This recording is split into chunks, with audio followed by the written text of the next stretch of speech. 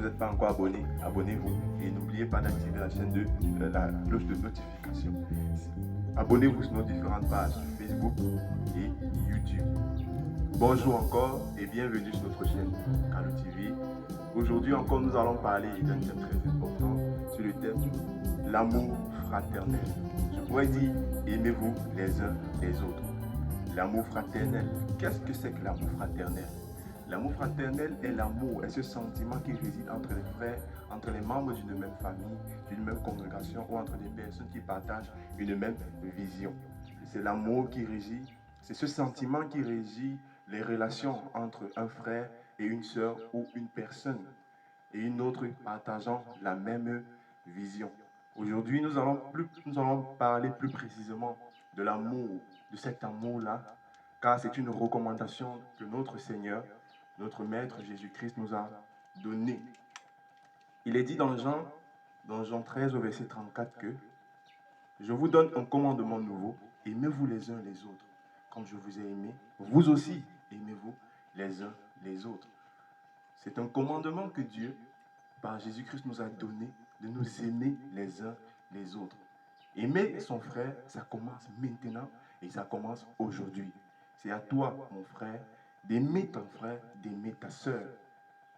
Ce n'est pas à Dieu de venir aimer ton frère pour toi. Non, c'est à toi d'aimer ton frère. C'est à toi de prendre la peine, de l'offrir un cadeau, de le soutenir lorsqu'il a un projet, de venir auprès de lui, de le parler, de l'encourager, de le fortifier. C'est à toi même de prier pour lui. Car l'apôtre Paul nous dit d'être charitable.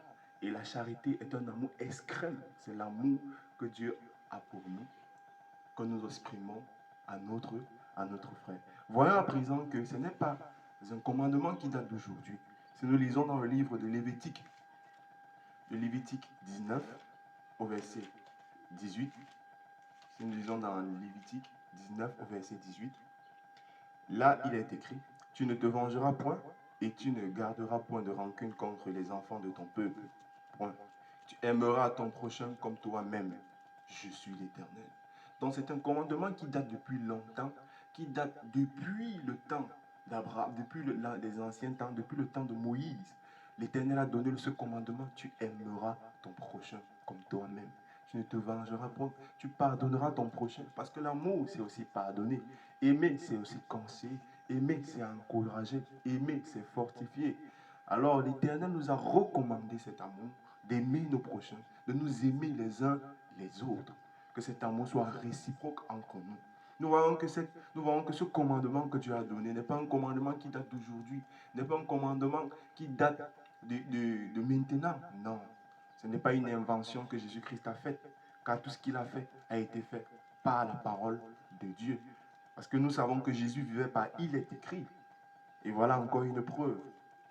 Si nous regardons bien dans le livre de Jean 15, au verset 13, nous allons voir comment ce commandement n'est pas juste une invention, n'a pas seulement été une invention.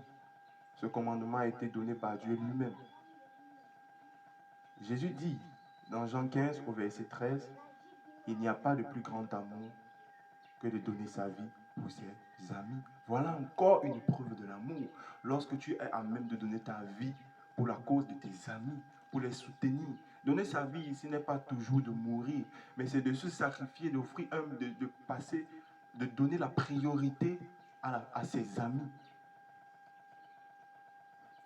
Vous êtes mes amis si vous faites ce que je vous commande.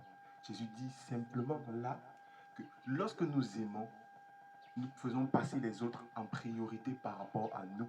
Et si nous mettons en pratique sa parole, il devient notre ami. Et comme il nous aime, nous l'aimerons aussi. Lorsque nous lisons, nous voyons très bien combien c'est une recommandation profonde. Parce qu'il n'est pas bon qu'au milieu de nous, en tant que chrétiens, nous ayons des querelles, de la colère, des divisions, parce que c'est par là que le diable passera pour nous détruire, pour arracher notre grâce, pour arracher ce que Dieu a mis en nous, pour arracher nos privilèges, pour arracher la bénédiction de Dieu que Dieu nous a promis. Nous avons vu précédemment dans la vidéo précédente que Dieu nous a tellement aimés qu'il a envoyé son Fils unique, Jésus-Christ, mourir pour nous, afin que nous soyons sauvés, nous soyons rachetés, nous ayons une nouvelle vie. Et cet amour a été manifesté en ce sens où Jésus est venu et il est mort pour nous. Et Dieu, dans son immense amour, nous redemande que cet amour que nous avons reçu, que nous la partagions avec nos frères, que nous demeurions avec nos frères, que nous demeurions dans la joie, dans la gaieté, dans la bonté, que tu restes comme ça et que tu penses à ton frère, tu vas le rendre visite, tu vas le saluer s'il est malade, tu pries pour lui, tu l'encourages, s'il a un projet, tu le fortifies, tu dis que n'abandonne pas, fortifie-toi, affermis-toi. Lorsque tu vois ses défauts, tu le conseilles, tu dis que non, la parole de Dieu ne dit pas, ne dit interdit ceci, il faut laisser ça. Lorsqu'il vit dans le péché, tu le ramènes à l'ordre. Et c'est là que tu pratiques l'amour qui est l'amour de Dieu, qui est l'amour que Dieu a, qui est le commandement que Dieu a donné. Voyons ici l'histoire d'un scribe qui voyant Jésus pour lui poser une question. Il lui demanda, Maître, dans Matthieu 22 au verset 36, lui demanda, Maître, quel est le plus grand commandement de la loi? Il est dit au verset 37, Jésus lui répondit, tu aimeras le Seigneur ton Dieu de tout ton cœur, de toute ton âme et de toute ta pensée. Là, c'est le premier et le plus grand commandement. Mais Jésus ne s'arrêta pas là. Il dit et au verset 39, et voici le second qui lui est semblable. Tu aimeras ton prochain comme toi-même. Tu aimeras ton prochain comme toi-même. C'est à toi d'aimer ton prochain comme toi-même. C'est à toi de veiller sur ton prochain. C'est à toi de pratiquer la charité. C'est à toi. Écoutons ce qu'il dit à la suite. Il dit, de ces deux commandements dépendent toute la loi et les prophètes.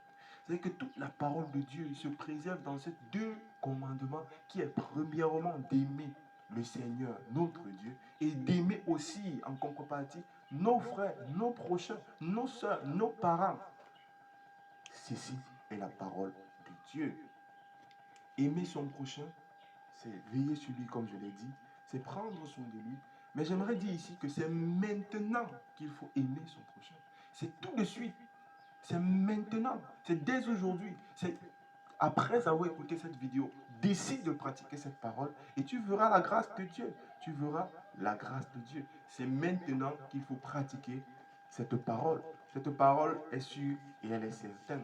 Lorsque nous arrivons dans une famille et que nous voyons combien de frères et de sœurs s'aiment, c'est magnifique, bien-aimé. C'est une beauté extraordinaire. Et c'est une force pour la famille. C'est une force. Parce que si tu aimes ton prochain et qu'il a un projet et que tu peux le venir en aide, je t'assure, bien-aimé, ne dit-on pas qu'une main ne peut pas attacher un fagot de bois? Alors aime ton prochain et tu verras la grâce qui est cachée derrière. Voyons encore que nous avons vu combien dans l'Ancien Testament, dans l'ancien temps, Dieu nous a donné lui-même ce commandement. Dans le Nouveau Testament, à travers le livre de Matthieu et à travers le livre de Jean et dans tous les évangiles, Jésus lui aussi, qui était l'envoyé de Dieu, le Fils du Dieu très haut, nous a aussi donné cette même recommandation. Voyons ici à présent que ça ne s'est pas arrêté du temps de Jésus uniquement. Même les apôtres ont pratiqué cet enseignement qui était d'aimer son prochain. Écoutons ce que l'apôtre de l'amour nous dit, l'apôtre Jean. Écoutons ce qu'il nous dit dans 1 Jean 4, à partir du verset 7. Il dit, bien-aimés, aimons-nous les uns les autres. Il n'a pas dit bien-aimés, aime. Il n'a pas dit bien-aimés, vous, aimez-vous les uns les autres. Il a dit, aimons-nous. C'est-à-dire que lui-même aussi, il avait aussi cette dette d'aimer son prochain. Il avait aussi ce critère que lui aussi, qui était un homme comme nous, devait aimer son prochain. Bien-aimés, c'est la parole de Dieu. Aimons-nous les uns les autres, car l'amour est de Dieu. Et quiconque est né de Dieu et connaît Dieu. Voilà, c'est la parole de Dieu. Aimons-nous les uns les autres. C'est à toi, c'est à moi d'aimer nos prochains. C'est à nous de nous aimer. C'est à nous de pratiquer la charité qui est un amour extrême. Qui est un amour extrême pour son frère. Un amour, un attachement vis-à-vis du bien pour son frère. C'est un amour qui te permet de ressentir même la douleur. Car ton frère, lorsque tu viens voir ton frère comme ça, il est malade, il est couché, il est blessé. Ça te blesse tellement que tu te mets seulement à genoux en prière pour prier pour que Dieu pardonne ses iniquités, pour que Dieu le guérisse. Voilà. Voilà à quoi ressemble l'amour pour son frère. De nous aimer les uns les autres, de veiller sur nous les uns les autres. L'amour fraternel, c'est cet amour qui permet en sorte que même dans une assemblée, l'assemblée puisse grandir. Lorsqu'il y a un souci, lorsqu'il y a un problème, lorsqu'il y a des difficultés, Dieu pousse à révéler facilement. Lorsque nous nous aimons et que nous pratiquons la charité, Dieu nous bénit facilement. Voilà, il est dit dans le psaume 133 qu'il est doux et il est agréable pour des frères de demeurer ensemble. Mais bien aimé, s'il n'y a pas l'amour, comment demeurions-nous ensemble si l'amour n'existe pas au milieu de nous? Si cet amour fraternel qui est l'amour philia en grec, qui est cet amour-là qui réside entre les membres d'une même famille, d'une même congrégation, des personnes qui partagent une même idéologie, une même vision, si cet amour-là n'existe pas, alors comment demeurions-nous ensemble? Il dit alors dans le psaume 133 que c'est là, lorsque vous êtes ensemble, que la bénédiction de l'Éternel vient en abondance et la vie pour l'éternité. Alors lorsque tu es avec ton frère, lorsque tu l'aimes et que tu es ensemble, Dieu, dans son infinité dans son infinie bonté, te récompense et te donne la vie et la bénédiction.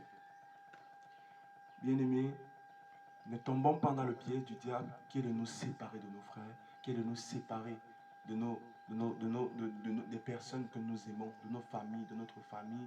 Ne tombons pas dans ce piège du diable qui est de nous séparer des personnes que Dieu a mis à nos côtés, comme nos frères qui partagent la même vision que nous, qui est l'éternité.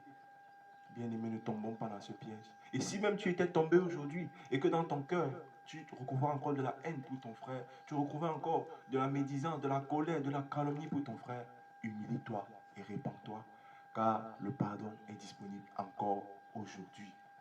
Bien-aimés, ne tombons pas dans le piège de l'ennemi, qui est de nous séparer, qui est de nous détruire, qui est de nous diviser. Je vais vous raconter une petite histoire. Voyons l'histoire ici de David et de Jonathan. Cette histoire est une histoire où David était le fils, où David était le prochain roi d'Israël, sélectionné par Dieu lui-même. Il avait été oint pour être roi, mais n'était pas encore monté sur le trône. Jonathan, qui devait, selon la loi, être le successeur du frère, Jonathan, le frère de David, Jonathan, son frère, parce qu'il a aimé David, a dit à David le plan que son père avait formé pour le tuer afin que Jonathan, lui, soit roi. Voyons à quel point l'amour peut sauver la vie d'une personne. L'amour entre des frères et des sœurs peut sauver la vie d'une personne. Alors, bien-aimé, aime ton frère aujourd'hui. Pratique la parole de Dieu. Nous ne sommes pas de ceux-là qui pratiquent la parole de Dieu à moitié. Non, dit l'apôtre Paul. Nous pratiquons entièrement la parole de Dieu. Donc voilà, bien-aimé, la parole de Dieu.